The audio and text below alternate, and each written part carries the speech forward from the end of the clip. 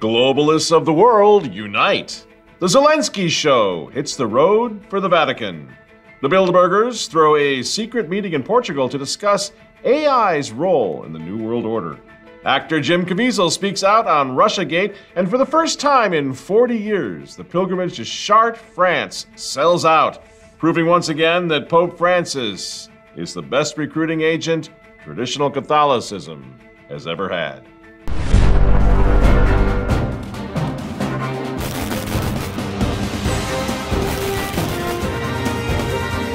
Good evening, ladies and gentlemen. I am Michael Mann. This is the Remnant Underground. Want to know what a hero does in the face of tyranny? Check out this guy. Catholic father of 7, homeschool father of 7, by the way, and pro-life warrior Mark Huck. On September 23rd, my home was raided by 10 unmarked and marked units, state troopers, federal law enforcement personnel. I had 5 federal agents on my doorstep at 6:30 in the morning with long guns pointed at me and my 7 children. So I opened up the door peacefully. I said, please stay calm. I have 7 babies in here. They pointed M16 guns at me and my wife. My wife comes down and says, do you have a warrant for his arrest? They said, we're taking him with or without a warrant. Thankfully, we were able to be acquitted, and I'm blessed to be able to share the story today. Thank you. I mean, the thing is, all he had to do was cop a plea, and he's home with his wife and kids. Instead, he risks 11 years in a federal penitentiary to stand against the FBI and the government. I mean, that's gutsy stuff. And now, of course, he's a spokesman for everybody who's had enough. You know, just stand up and fight back. I am so excited, by the way, to announce our sponsor for this week's program is the Catholic Identity Conference. And I'm so excited to announce that Mr. Huck will actually be delivering the keynote address. I'm so excited about this. This is going to be a great night. The keynote address Friday evening at the Catholic Identity Conference coming up this October in Pittsburgh. September 30th, I think, is Friday evening. Is when 29. Okay, 29. So registration is now open, I guess, right? Wide open. There's a link down here. Very good. I'll be emceeing the event. There's a great lineup. We even have a New York City police officer who refused the you-know-what and has got a great story to tell. So there's going to be a lot of fun talks at this event. You don't want to miss it. And also, thematically, I don't know quite how to say this. Last year we had a statement of formal resistance to what's going on over in Rome. This year we've changed things up. We're actually going to be issuing statements of formal agreement with Team Francis. Now, wait, hang on a second. Let me explain. Here's what I mean. Francis, everybody can get behind this. Everybody can get behind this. Francis's own words are what we're going to be talking about. Team Francis. Francis says that the Latin Mass movement is ideological, right? But the thing is, he's right about that. It is ideological. It's steeped in the ideology of pro-life, pro-Catholic, pro-family, pro-God-ism, right? And his buddy, Cardinal Arthur Roche, he says that the theology of the church has changed, which it has. This is very exciting news. He says that the theology of the church has changed. Before, says Roche, the priest represented all the people, but he alone was celebrating the Mass. Today, it's not only the priest who celebrates the liturgy, but also all those baptized people in the church. Exactly right, Eminence. Lex orandi, lex credendi. Vatican II changed how Catholics worship in order to change how Catholics believe. And did it work? Well, it depends if you're a modernist or not. From their point of view, to destroy the church, it seems to have worked brilliantly, right? Just look at that long blue line on your screen, plummeting down, down, down. Cardinal Roche is right. Cardinal Roche is also right when he says that the traditional Latin Mass movement undermines the revolution of Vatican II. So Francis was very clear in the letter that he wrote to all the bishops when he introduced these changes.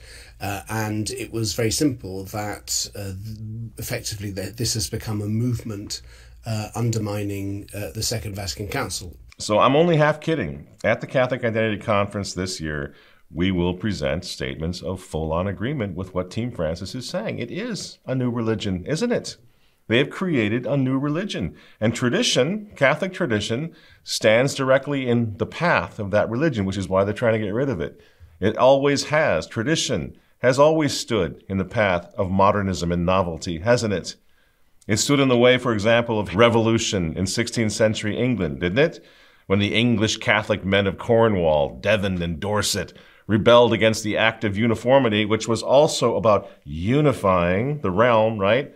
They stood against that act in the Western Uprising. The Western Rebellion of 1549, otherwise known as the Prayer Book Rebellion, was the first serious rebellion in the reign of Edward VI. Now, it originally could be seen to have originated in Cornwall, where basically there was discontent with the rise of Protestantism following the death of Henry VIII. In Devon, the rising had started due to the locals objecting to the use of the new prayer book, which was incredibly radical, the Book of Common Prayer, and insisted the priests say Mass in the old style, in Latin, etc. Their battle cry, it's the Mass that matters, right? That's what was on their lips as they died, as they were slaughtered, as they were martyred for the old religion, rather than accept the new order, the Novus Ordo, of Thomas Cranmer. 200 years later, some 500,000 traditional Catholics in the Vendée would do the same thing. 200 years after that, they did the exact same thing. They stood for altar and throne against a Novus Ordo. Outlaw priests offered outlawed masses in the woods of the Vendée under the cover of night. They gave their lives rather than betray the church during a reign of terror which saw Catholic kings, queens, priests, and nuns slaughtered in the streets of Paris. The Vendéans were the original guardians of tradition, and their flags were emblazoned with the Sacred Heart of Jesus because Saint Louis-Marie Grignon de Montfort had planted the faith so deeply in the Vendée that some 500,000 Catholics fought and died for it.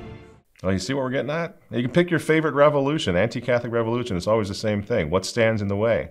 Tradition stands in the way. Down in Mexico in the 1920s, not that long ago, when once again traditional Catholics stood in the way. We're talking about the Cristeros. They stood in the way of a Masonic revolution against Catholic tradition. This threat will not be tolerated. Would they really kick out an old man like me? The Federalists are coming! They're coming!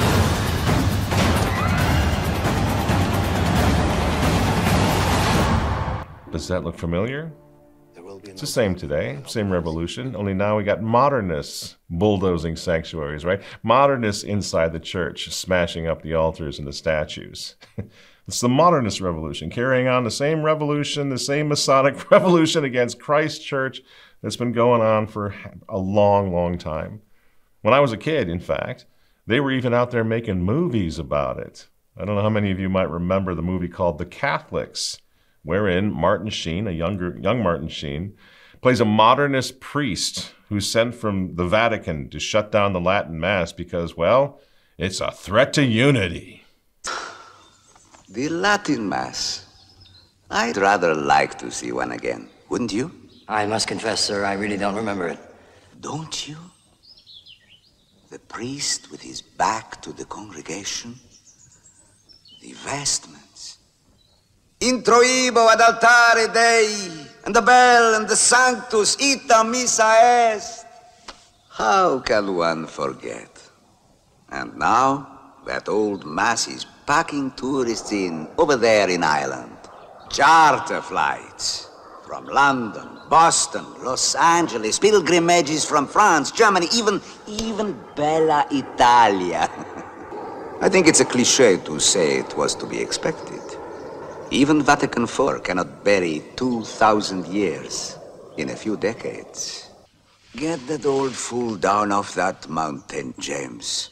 And if he gives you any trouble, fight him. I mean, we did nothing to start all this.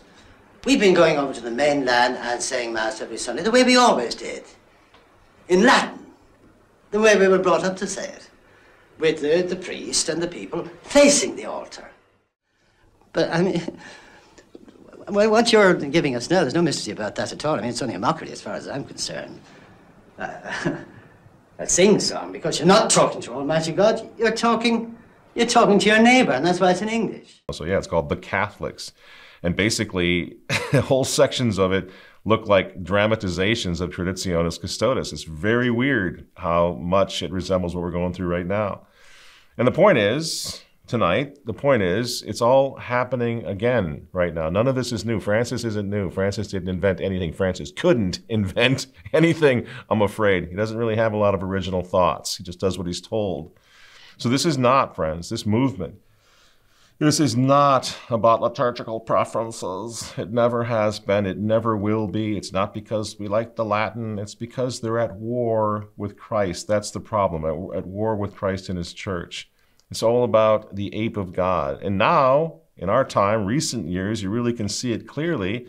It's all about what happens when evil men banish God and then reinvent the world in the image and likeness of hell on earth. The first thing we see here is an array of cameras that listen to you and watch you. Cities are starting to be set up where they have points of entry for regions within cities, and you have to use your iPhone device to beep your way in. Now, of course, the police officers have these glasses that are facial recognition glasses, so it'll read license plates, and when you see somebody right here, it'll recognize the face. And people might say, yeah, well, that's China. They're bad, a long ways away, blah, blah, blah. But you know what? China today, Peoria tomorrow, Minneapolis tomorrow, where we are, it's already happening. Right now, there's a proposed bill that requires the State Department of Human Rights. Cannot believe we're doing this again. The Department of Human Rights to collect allegations of perceived discrimination or microaggressions in a new bias registry, reported non-criminal slurs or verbal attacks that include sexual orientation, sexual identity, and gender expression. Includes them as protected classes. They're developing a new Gestapo, a new KGB in the name of public safety. Have we learned nothing from the Gulag? Have we learned nothing from the Third Reich? It's unconscionable and horrifying in the name of intellectual fashion and a kind of patrician remoteness, you know, the sense in which, above all, it doesn't really matter if thousands and thousands of people are slaughtered, as long as somehow bourgeois notions of liberal individual rights are overthrown. And it's the same. I just, as I say, it's startling that here in Minnesota, the new Gestapo is being set up to guarantee public safety. Do these imbeciles not realize that the reign of terror in 1789, which lopped the heads off of thousands of people, blood flowing through the streets of Paris, that was justified also by the Committee of Public Safety? The use of violence to perfect humanity was the brainchild of the Committee of Public Safety. In 1793, the unruly energies released by the revolution had been bottled up in this room. And it was here, in 12 murderous months, that the modern idea of state terror was born.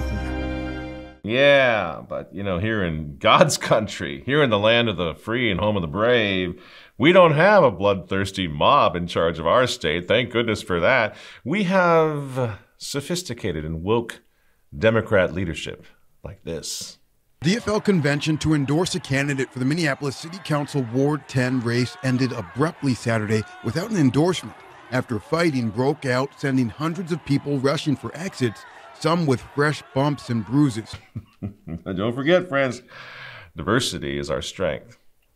And these are the same folks, by the way, who next week, again, not the Babylon Bee, next week we'll be legalizing recreational marijuana for everybody.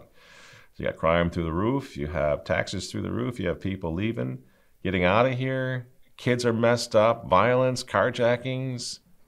And the geniuses at City Hall say, well, why don't we pour a bunch of drugs into the system? Let's give them pot. Let's get everybody stoned. You can't make it up. Because you see, the thing is, friends, this, again, as we've said so many times down here, this is all on purpose. This is part of the Great Reset. And in the Great Reset, in the new normal that they're trying to create, these imbeciles are trying to create, ideology is all that matters. It has nothing to do with whether the people like it or not. They're not trying to convince us of anything. They're just forcing their will on us. Tens of thousands now of people are leaving Minnesota right now. And you know what the governor says, Governor Tim Walz? He gets all mad about the fact that there's a mass defection, mass exodus from Minnesota. Just the other day, he actually said, well, I'm inviting teachers from Florida to come up here and teach whatever they want. Freedom. Can't even see it. Florida's like bursting at the seams of people trying to get the heck away from blue lunatics like Tim Walz. Can't even see it. Absolutely blinded by the new ideology of this New World Order, Great Reset thing. 500,000 people have left New York City already. And now, even out in Hollywood, people have had enough of the not-so-normal ideology that is wrecking everything, even what's left of the arts. Starting in 2024, films will be required to meet new inclusion standards to be eligible for the Academy Awards for Best Picture. They'll have to have a certain percentage of actors or crew from underrepresented racial and ethnic groups. What do you think of these new inclusion standards? They make me vomit. This is an art form. No one should be telling me that I have to give in to the latest, most current idea of what morality is. Are we really risking hurting people's feelings? And I'm sorry, I don't think that there's a minority or a majority in the country that has to be catered to like that. Are we crazy? I mean, good riddance to that. I love this writer's strike. Is the writer's strike still going? Does anybody know? Out in Hollywood, shutting down? I hope so. But I mean, globalism is just taking over everywhere.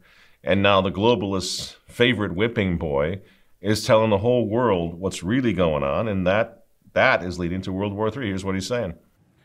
We believe that any ideology of superiority is abhorrent, criminal, and deadly by its nature. However, the Western globalist elites keep speaking about their exceptionalism, pit nation against each other, and split societies, provoke bloody conflicts and coups,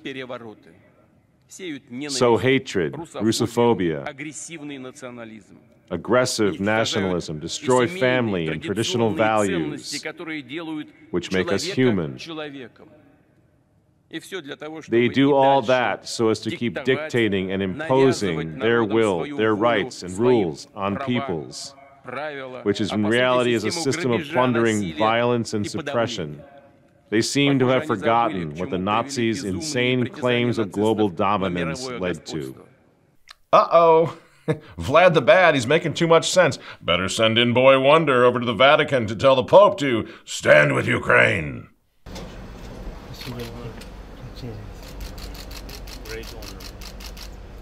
Now, this is fun video clip. I enjoy what we're seeing right now on the screen. But I do have to wonder why these guys always end up wearing the little green army shirts. We've been calling, Volodymyr the Mr. Green Tea for a while. Now his whole team shows up in the Vatican dressed in the military fatigues or whatever you call that. So when Zelensky met the Pope, dressed like G.I. Joe. What, did he think that someone was going to try to attack him over there in St. Peter's? I don't think so. It's theater. All of this is theater, friends. And guess what? Actors, when they're in theater, wear what? They wear costumes. And these guys are straight from Central Casting. And they look just like action figures from Mattel. But this is serious business. Because the next week now, Zelensky's puppet masters will be gathering in Lisbon, Portugal, for the secret Bilderberg meeting. Ralph Parker is hereby appointed a member of the Little Orphan Annie Secret Circle and is entitled to all the honors and benefits occurring there, too. Shrouded with mystery, the Ovaltine decoder ring. Probably everybody needs one of those to get in. I don't know. But everybody's going to be there, just like at Davos. Google's going to be there. Microsoft will be there. Henry Kissinger is going to be there. I mean, the man has got to be farting dust. I can't believe he's still going, but he'll be there. The Ukrainian foreign minister will be there with bells on, of course, because Ukraine is key to all of this. Pfizer's Albert Bourla will be there. They'll all be there. To discuss what? Well, first and foremost, to discuss Ukraine and World War III. And like we've said, we're with Ukraine. We're as much in favor of World War III as anybody else. So glory to Ukraine. So Ukraine's going to be discussed.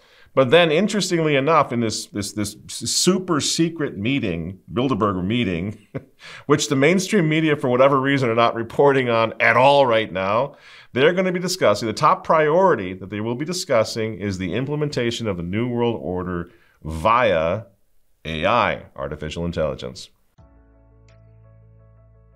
Ladies and gentlemen, it is an honor to be here today among such distinguished leaders from various fields at the annual Bilderberg meeting. I would like to extend my gratitude to the organizers for providing this platform for informal discussions on pressing global issues. Today, I stand before you to share my insights on one of the most critical subjects of our time, the future of artificial intelligence. Did you think that guy was real? Because of course he's not. It's AI. Nobody knows what's what, in other words. We are all losing the ability to understand language, to understand our communication, certainly to identify who or what is talking to us, because we spend our time in the surreality metaverse, or whatever you're going to call it. So what does that sound like? It's the Tower of Babel all over again. And as was the case the first time around, delusional psychos think they get to be God. And that's what this is all about. They only have one little problem in the whole wide world. They have to crucify the mystical body of Christ first. And that's where we come in. They have to get rid of every serious believing Christian on the face of the earth, because then they can just full steam ahead with this bizarre, dystopian new reality. And that's what the war on the Latin Mass is all about. It's the war on the cross. It's the war on all of us. Persecution of Christians worldwide, as we've been talking, absolutely skyrocketing. But you know what? So what? That's what they don't understand. We expect this. We anticipate this. Our religion is built, rests, I should say, on the bones of martyrs. It's part of who and what we are. Christianity is one big, long saga of 20 centuries of persecution. So kind of bring it on, guys. We're not going anywhere. Nothing here is new. We've seen it all before. I hope to travel, in fact. This is interesting. I can't believe, actually, just to see history repeating itself. I'm hoping, Remnant Tours, that we can travel to England next year for the 20th anniversary of our old dear friend and mentor, Michael Davies. But the way things are going in England, I guess I asked you, producer Tess, the other day, do you think traditional Catholics will be allowed to enter England next year? And I know how that sounds. It sounds crazy. What do you mean you wouldn't be? I'm just wondering. I mean, they're locking people up. They're banning everything, even thoughts, even silent prayers in England, in London, right? On Tuesday, the 6th of December, I was arrested outside an abortion centre in Birmingham for silently praying. Will we be allowed to go in there? But there are precedents for this. That's the same question. Will we be allowed to go to England? Same exact 500-year-old question that a man like St. Edmund Campion would have also asked back in 1571 when he left Douai, France, for England as a Catholic priest, treated like a criminal. And so he went into England disguised as a jeweler. He called himself Mr. Edmonds to conceal his identity. Why? Because they were killing Catholics in England 500 years ago. We arrived at Dover, passed through the police at the docks, and once out of view, I fell to my knees.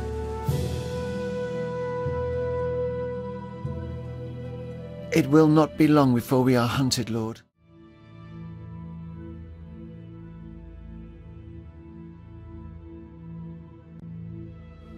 I stand on the edge of eternity, Lord. In only a few moments I will see you face to face. I die your servant, a Catholic man and a Catholic priest. And now it looks like that's going to start happening again. Nothing new here, you hear? Nothing to see here. It happened in the Colosseum 2,000 years ago. Most of those kids, most of them they got fed to the lions. They were children, weren't they? And yet by their martyrdom, by their sacrifice, by their witness, the greatest civilization in the history of the world was built, was inspired. So what happened in England 500 years ago, and today there's a Chinese billionaire who sets an example for us that it's happening all around us right now too. So the idea that we're going to somehow escape this or vote it out is getting a little absurd. We have to brace for this. Chinese billionaire, Catholic convert, rotting away in prison today, right now. Why? Because he refused to back down in the face of yet another pagan global empire. His name is Jimmy Lai. In the back of this prison van is Jimmy Lai, the founder of Hong Kong's most popular newspaper, Apple Daily. Arrested on ginned-up fraud charges, he's now in jail as a national security risk. Jimmy is Hong Kong's most well-known champion of democracy. He is also its most prominent Catholic layman. You know, being a Catholic, you have the instinct to stand up for what is wrong. You know, because that's the way that you walk in the way of the Lord. While Jimmy's jailing has rightly provoked global condemnation, there's one place where China's bullying elicits only silence: the Vatican. Jimmy also happens to be my godson, so at the moment Jimmy and his family most need their shepherd, Pope Francis is nowhere to be seen. And that's just the thing. You see that in that clip that we just played where he's like, what are they doing? What's happening? The Vatican, what? Pope Francis, what are you doing? Are they ashamed of the treaty they signed with China? Are there some corruption within the Vatican to do such a ridiculous thing? We can talk all day long about problems in politics, think tanks and podcasts, but if we're not talking about the intentional demolition of the Catholic Church, the moral authority of the world, most recognized moral authority, spiritual authority in the world, then we're doing nothing more than chronicling the plane's rapid descent to Earth, just writing down what's happening, reporting on it, but doing nothing to prevent the crash. And so we need to spread this around. People who are in a position of influence in the church, in politics, in culture, in movies, and entertainment, you got to take it up a notch. You have to understand the key role that Francis is playing right now. Team Francis is playing right now. So, for example, Jim Caviezel, a guy who I respect very much because he's not afraid to admit who and what he is as a Catholic, as a serious Catholic, courageous guy, and he's speaking out. Think about Monday. What happened? A Durham report was dropped. The FBI, the CIA, all of these guys are involved. Now, I know it's not all of them. The lower guys are probably just crying. But I'm asking you, warriors, to come out and tell the truth. If we would just unite. So absolutely, Mr. Caviezel, thank you for trying to unite people to speak out. But there's a problem. You got to take it up a notch. Francis is the problem. You see? The Francis Revolution is the problem. The only viable, the only serious way that something might be done about this is if enough pressure is put on Team Francis and their Church of Accompaniment and their synodal revolution, that in the next conclave, the cardinals say, no, we got to get somebody who's Catholic in here so that maybe the Catholic Church can be an influence again. You see what I mean? It's not pie in the sky. It's the most reasonable and viable solution that we have to shoot for. You got to mention Francis. He's the problem. Because as long as the world's most recognized spiritual authority, Francis, continues to undermine the most powerful spiritual and moral force in the world today, well, guess what? The demons are just going to keep advancing. There's nothing we can do about it. Politicians are not armed for this. I don't care how good they are, how sincere they are. If they don't see it as a spiritual war, they're going to lose. So in the current issue of the Remnant, I hope you're subscribing to this. We've had some really, really good stuff lately. Current issue of our newspaper comes out every 2 weeks. 2 weeks. There's a link below. Subscribe to that. My friend and columnist Robert Morrison just sums the whole thing up, the whole terrible truth about Francis. He puts it in a nutshell when he writes, prejudice against traditional Catholics is not only tolerated, but unambiguously promoted by Francis, who has become the world's most prominent anti-Catholic bigot. You hear how it sounds? That's what has to be said. That's the truth. That is the reality. Francis must know that a significant number of Catholics worldwide are not falling for this. They will stand up. They will fight back. They will out him. They will reject his agenda. And more people are doing that. Bishop Joseph Strickland of Tyler, Texas, went even further last week, tweeting out what millions of us are already thinking when he said, I believe Pope Francis is the Pope, but it is time for me to say that I reject his program of undermining the deposit of faith. Follow Jesus. God bless you, Bishop Strickland. Really, it's time for all of us to speak out like that. all of us while we still can. It's time for us to unite the clans while we still can. You know, like I say, CIC is coming up. Join us. Let's get together. Let's strategize, figure out what we're going to do. And we have some great news tonight. I think probably the first, I don't think we reported it on our website yet. Just before we rolled cameras today, really good news. Spread this news. For the first time ever, the pilgrimage from Paris to Chartres has officially sold out. Remember when I said that Francis is the greatest recruiter traditionalists have ever had, recruiter traditionalism we've ever seen? It's true. The Chartres pilgrimage registration now has been closed. More than 20,000 young Catholics will pack out the city center of Chartres, and this is going to be a huge event. But they are not here to discuss Vatican II. They are not here to push a political agenda. They are not here even to fight the culture war. They are here to reclaim their Catholic heritage, their Catholic birthright, the faith of their fathers, safeguarded in Latin Mass, the Mass of history, the Mass of tradition, the most beautiful thing this side of heaven.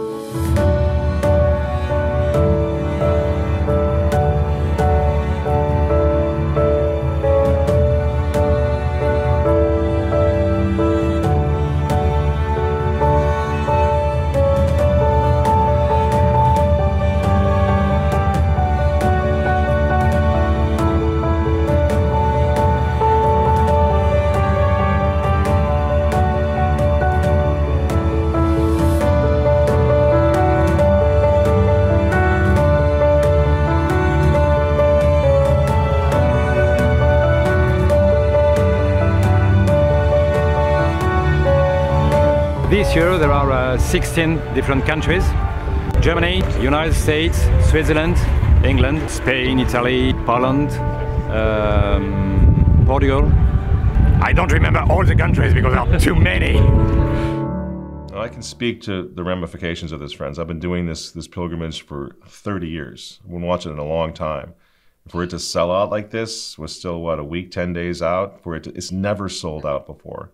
This year, there are going to be, what, 28 countries recognized on this pilgrimage? I mean, friends, it's a big deal. And it is not. I really want to stress this once again. It's not. This thing is for all of us. It's for you. It's for all of us. It's such an important event. Because the Vatican is not going to miss this. 28 countries, probably 5,000 young people. You know, it's not just for those who happen to be present, who happen to be walking this pilgrimage. It's a difficult pilgrimage. You got to walk 3 days. You sleep on the ground, cold ground, you know, the rain, everything else. Floorless, open tents. This is not a vacation, right? And we're going to be doing our best here at Remnant TV for the next couple of weeks then to prepare for this, because we want to broadcast what happens all over the world. And also because I'm the U.S. coordinator for the Chartres pilgrimage, there is not going to be a Remnant Underground next week, but I really want to draw your attention to the fact that we will be doing daily updates, shouting them from the housetops, from the road to Chartres, all over the world. We're going to be using Twitter, Facebook, YouTube, Remnant TV, remnantnewspaper.com, of course, to get the word out, put things up in real time, starting next Saturday, May 27th, and concluding on Pentecost Monday with the most high-profile traditional Latin Mass, I would say, being offered anywhere in the world. That Mass is going to be offered by Archbishop Thomas Gullickson. Remember? We talked about him a few months ago. This is the Archbishop who recently said, and I quote, "At some point, the fuming and railing against us and against the traditional Latin Mass will stop. It has to, for we have a world to claim for Christ. Everything else misses the point." And that's just the point, friends. Next weekend, the clans of Catholic tradition worldwide are going to unite on this battlefield of what's left of Christendom. And they're going to march under the banner of Christ the King. And they're going to reclaim the whole world for Jesus Christ. Christus vincit, Christus regnat, Christus imperat.